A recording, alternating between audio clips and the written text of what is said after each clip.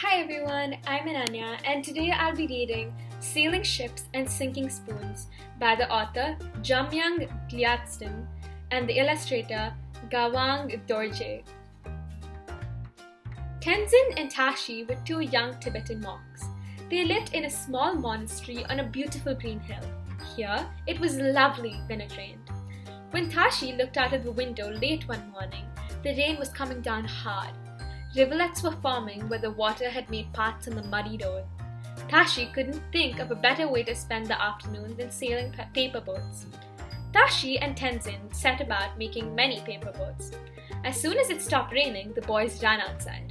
They sailed the paper boats they had made, some big, some small. The boats floated nicely along the path. The two young monks were very happy. As they trotted back home, they saw Jen Lobsang. Jenla lived in the monastery and told the children the most wonderful stories. Jenla, shouted Tenzin, can you tell us a story about why boats float? Jen Lobsang thought for a minute and said, I don't know why boats or ships for that matter float, but I am curious to find out. Jenla and the children decided to go and ask Miss Sonam, the science teacher, if she knew why boats float. Tenzin and Tashi gently pulled Jen Lobsang from his chair. They held his hands to help him walk. When they reached her room, Miss Sonam was reading a book. Tashi Dalek, said Jenla, Tashi and Tenzin.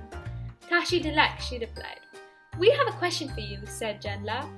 Yes, can you tell us what makes boats float on water, miss? Tenzin asked. I can't, said Miss Sonam, or maybe we can find out together. Before they knew it, Miss Sonam was giving instructions. Tenzin, please bring a plastic basin from the kitchen. Tashi, please fetch a small bucket of water. Jenla, hold this apple. Please don't eat it. Miss Sonam asked Tashi to fill the tub to the brim. Now, Jenla, she said, dip the apple in the tub, please. Enough to cover it completely in water. Jenla gently dropped the fruit into the tub and pushed it down with his little finger. Some water spilled. Tashi and Tenzin shrieked. The water is overflowing. Jenla let go of the apple and it rose up. Miss Sonam was smiling. What happened here? She asked. Jenla pushed the apple into the water, said Tenzin. Water spilled, said Tashi. The apple's floating, said Jenla. Correct answer, all of you, said Miss Sonam. Now can you tell me how much water spilled, Tenzin? Was it about half a cup? 1 cup? Tenzin looked at the water on the table and on the floor. He said, maybe 1 cup. That sounds right, said Miss Sonam. Jenla and Tashi nodded in agreement. Now take the apple out. Tashi filled up the tub again. Here, Tenzin, will you drop the spoon into the water? Tenzin did. The spoon sank to the bottom. Too heavy, said Jenla. Not as heavy as the ship in the sea, said Tenzin. Very little water spilled this time, not even 1/4 of a cup, said Tashi, a little sad. Again, you're all correct, said Miss Sonam. Then she asked, do you see? After Jenla dropped the apple into the water, the apple pushed some water away before it could float. Is that the water that spilled? Said Tenzin. Yes, so the apple could float because it pushed away more water than its own weight. That means the apple is lighter than the water it pushed away. What about the spoon then? Jenla asked. Well, the spoon also pushed some water away, but much less, certainly less than its own weight, so it sank. What about large ships in the sea on which there are many people? Asked Tenzin. And many spoons that sink, added Tashi. The spoons won't make a ship sink, Tashi. The ship is big enough to push away a lot of water. Again, like the apple, more water than its own weight. You won't notice it because in the ocean there is so much water. The ship is still lighter than the amount of water that it pushes away. They were all quiet for a bit. I think I understand, said Tenzin slowly.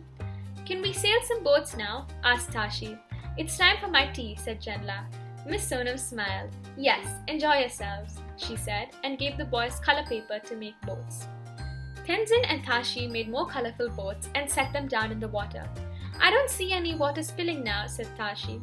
No, silly, the water doesn't always spill, it just gets pushed away, replied Tenzin. I think the boats just make some space for themselves in the stream, said Jenla.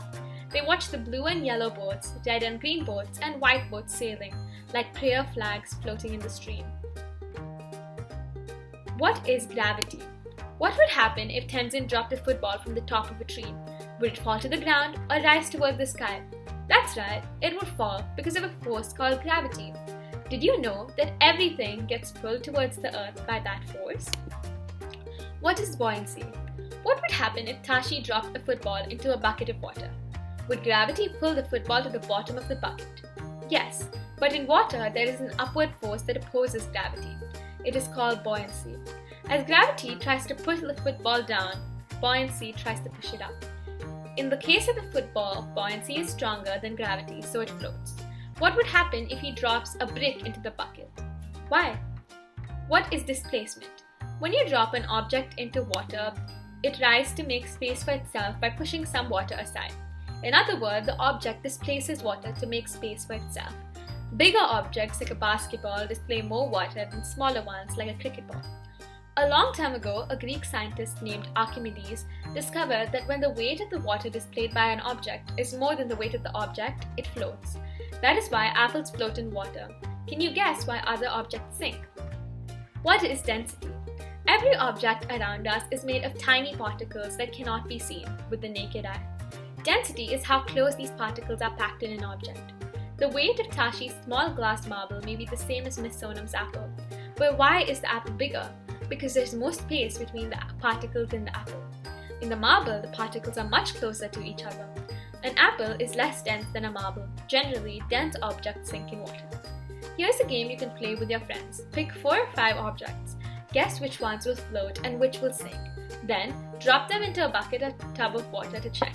Have fun. The end.